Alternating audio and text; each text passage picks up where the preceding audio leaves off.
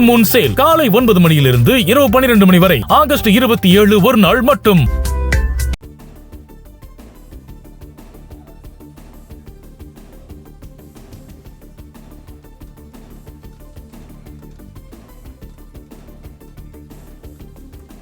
அண்மை செய்தி.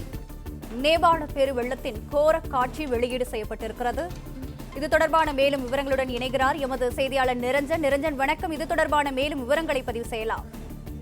நேபாள் நாட்டில் தற்பொழுது ஏற்பட்டிருக்கக்கூடிய இயற்கை சீற்றம் எந்த அளவிற்கு கொடூரமாக இருக்கிறது என்பதை இந்த ஒரு சிசிடிவி கேமரா காட்சியின் மூலமாகவே நம்மால் தெரிந்து கொள்ள முடிகின்றது.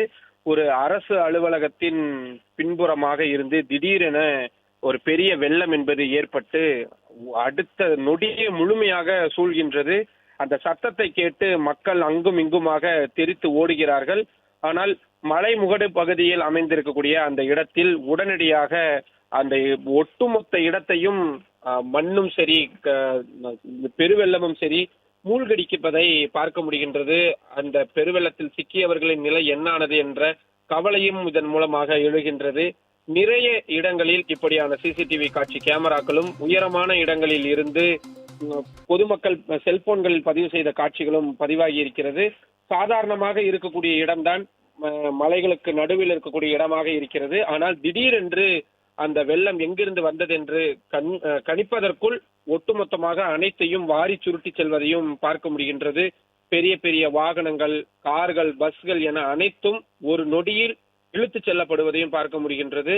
பொதுமக்கள் தங்களது உயிரை காப்பாற்றிக் கொள்ள அருகில் இருக்கக்கூடிய கட்டிடங்களுக்குள் செல்ல முற்படுகின்றார்கள்.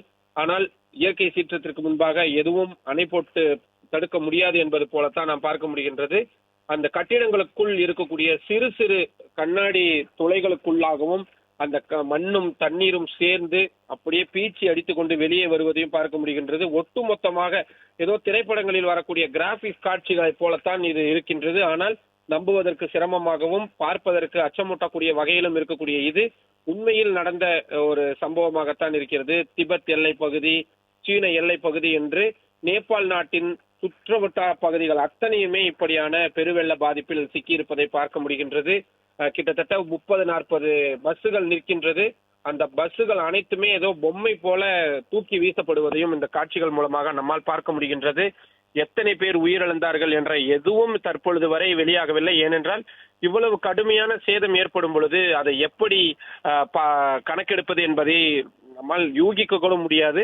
ஆனால் பெரிய பெரிய கட்டிடங்கள் நம்மால் அந்த கட்டிடத்தை பார்க்க முடிகின்றது. நிச்சயமாக அது ஒரு 5 மாடிக்கும் அதிகமாக இருக்கக்கூடிய உயரமான கட்டிடமாகத்தான் இருக்கிறது. ஆற்றங்கரை ஓரத்தில் அது அமைக்கப்பட்டிருக்கின்றது. ஆனால் ஒரு சில நொடிகளில் அந்த கட்டிடம் சுக்குநூறாக உடைவதை அந்த காட்சிகள் மூலமாக நம்மால் தெரிந்து கொள்ள முடிகின்றது. மக்கள் நிலைமைதான் என்ன ஆனது என்று தெரியவில்லை. நிச்சயமாக அது எங்கும் சென்று ஒளிவதற்கோ தப்பிப்பதற்கான வாய்ப்பும் இல்லாத ஒரு காட்சிகளாகத்தான் இருக்கின்றது.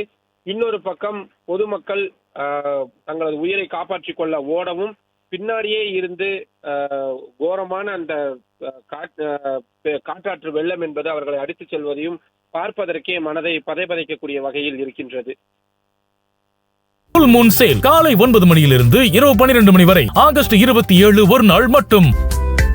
பிளே ஸ்டோர் மற்றும் ஆப் ஸ்டோரில் இருந்து பாலிமர் செயலியை QR கோடு மூலம் பதிவிறக்கம் செய்யுங்கள். செய்திகளை உடனுக்குடன் பெறுங்கள்.